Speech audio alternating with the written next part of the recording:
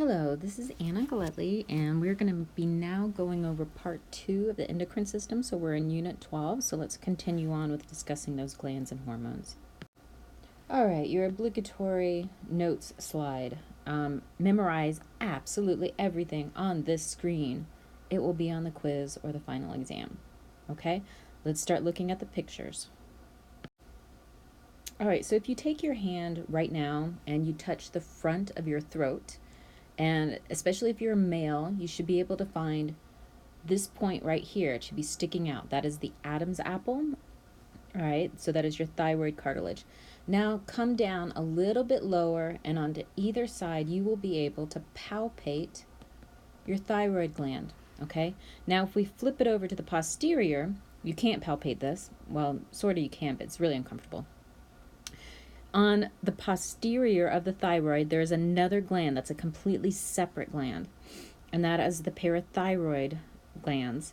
And those look like little buttons on the back, okay? And they are a separate structure. They do totally separate things, okay? So let's go on to the next slide now that you know where to find this. All right, here we are looking at a photomicrograph of your thyroid follicle. So the follicle is this entire structure right here. And what you will notice is that inside there's this pink staining stuff. So this is sometimes called a colloid, all right, because it's a mix of different components. We sometimes call it thyroglobulin. If you combine this with your iron molecules, you will then get eventually T3 and T4, which are your thyroid hormones, okay? Now, the walls of the thyroid gland have their simple cuboidal cells. And these are also called follicular cells, which we're going to see that repeated when we do the reproductive system with the ovary. So these are follicular cells, simple cuboidal cells, and they are cuboidal because functionally what they are doing is making and secreting the thyroglobulin components, okay? Now, in this section right here, we have this space in between follicles. So here's a space, there's a space, here's another space. In there, we have what are called parafollicular, para beside the follicle, parafollicular cells, which are also simple cuboidal.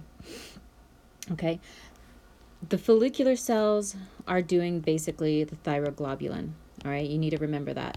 The parafollicular cells are doing calcitonin, so totally different thing, okay? So calcitonin is involved with blood calcium homeostasis, although it's not a major player, except it's kind of important in kids, okay? So let's flip to the next slide. All right, I've just added a slide in here for the parathyroid gland because we're not doing any histology. You should know basic location, so it's on the back of the thyroid gland, and it's those little buttons, and it's usually 4 to 6 little buttons, okay? What you do need to know is that parathyroid gland is secreting either, you can call it parathyroid hormone, or it is commonly merged into a single word, parathormone. I don't care which version you say. I'm lazy, so I usually say parathormone. Parathyroid gland, number 1 regulator of blood calcium homeostasis, okay? Now, in my face-to-face classes, I always ask this question: where is the most important place in the body to have calcium? And most people will say, and you're probably thinking this too, it's the bones, but it's not, okay? The most important place to have calcium is in your blood, okay? Because that blood sends the calcium to neurons and muscles. And if you do not have an absolutely constant supply of calcium, you're going to start getting cramps.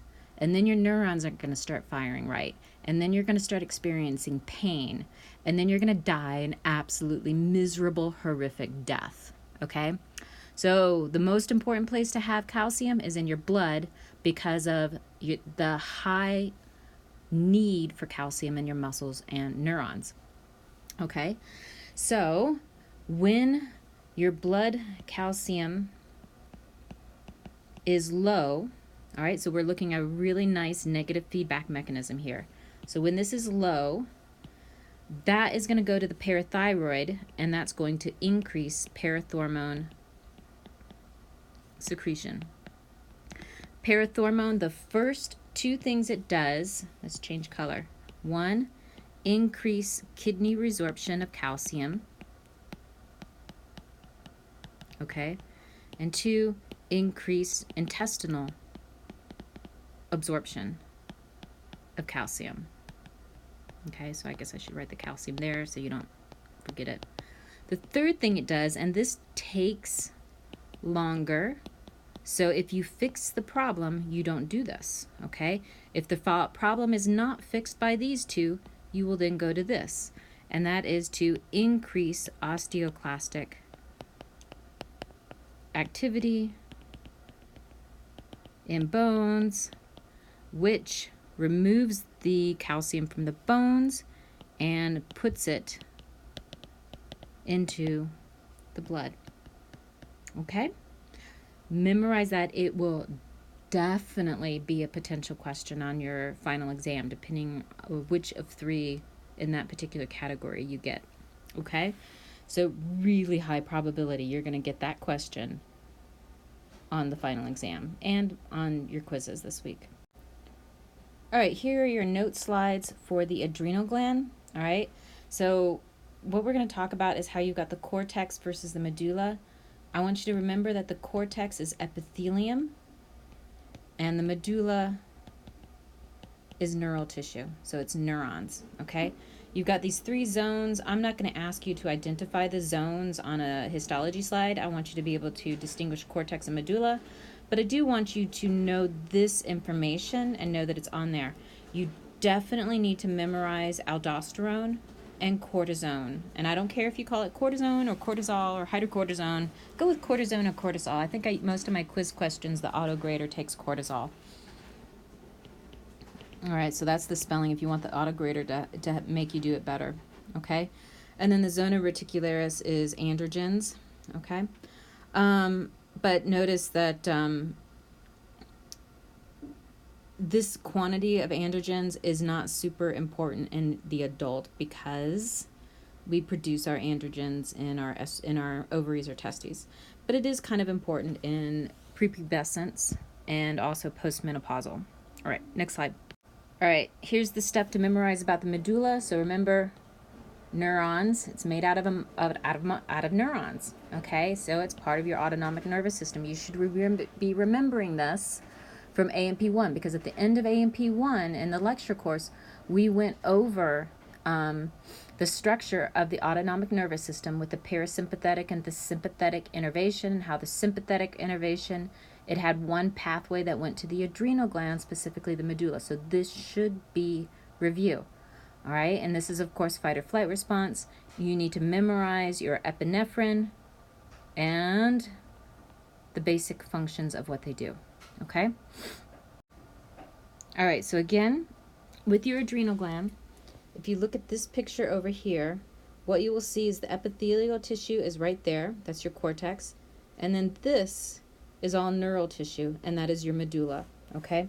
Now we've taken this section and we've blown it up. Okay? And you can see really nicely all of the stratified cuboidal epithelial cells. You've got the capsule, and then right here is the adrenal cortex, and we divide it up into these three zones. On a drawing, they're really easy to see. Some photomicrographs, it's easy to see, like on this one, it's really easy to see. On other ones, it can be kind of tricky. I'm not going to ask you to ID the individual zones on a quiz, but I do want you to know that this is cortex. Oops, my thing went down too low. That this is cortex, and that it's made out of epithelial tissue, and that this is medulla, and it's neural tissue. Okay? I do want you to know for the zones what you make in each one. So aldosterone, cortisol, androgens. So aldosterone, cortisone, and androgens. Okay? All right, and I know everybody remembers where the adrenal gland is in situ, right there on top of your kidney. All right. So we won't spend a lot of time on that. All right, I think this picture lost some of the arrows when I converted it to a PDF. But here you can see the zona glomerulosa. Right there's the fasciculata. And then here is the reticularis. And again, you've got aldosterone, cortisol, and androgens here. And then epinephrine and norepinephrine in your medulla. Okay? And this is all I would ask you on a quiz, is to ID cortex versus medulla. So I want you to ID, oops, that's a D, C versus M. Okay, so that's 1.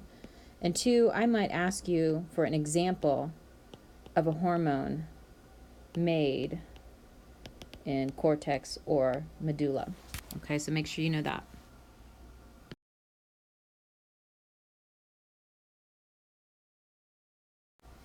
All right, so we've already done the digestive system, so everybody knows where the pancreas is located at this point. So we don't need to go over that again.